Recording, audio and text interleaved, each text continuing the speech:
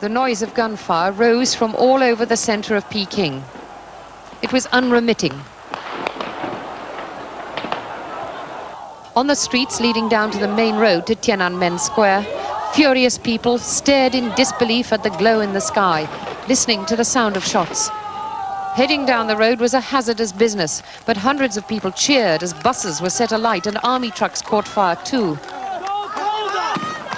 They yelled and shouted, and then as troop lorries were seen moving down the road, there was gunfire from those lorries.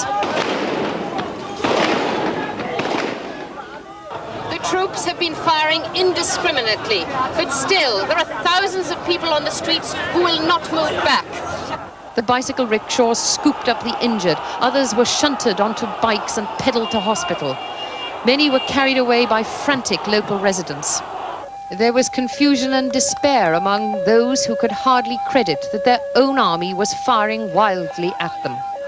Many were bystanders, perhaps naive about the savagery of the situation. Indeed, it was hard at times to grasp that this army was launching into an unarmed civilian population as if charging into battle. From Tiananmen Square, the sound of gunfire sounded like a battle, but it was one-sided. A line of soldiers was strung out facing a huge crowd. The air was filled with shouts of "Fascists! Stop killing!" We were in the line facing the troops. They were about 250 yards away. Young people were singing the Internationale to a background of gunfire.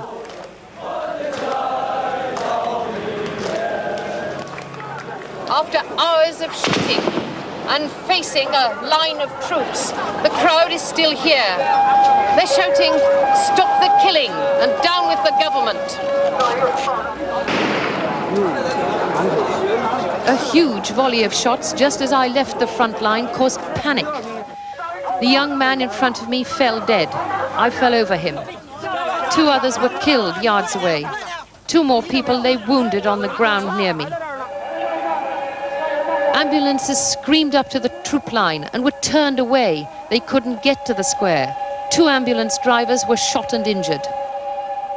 Earlier, we'd been driving at the back of the Forbidden City, the old part of Peking, near the square. We picked up a woman with a bullet in the head and took her to the nearby children's hospital, into a scene of near mayhem. Casualties were arriving every few seconds, on bikes, rickshaws, park benches, carried in, all with gunshot wounds.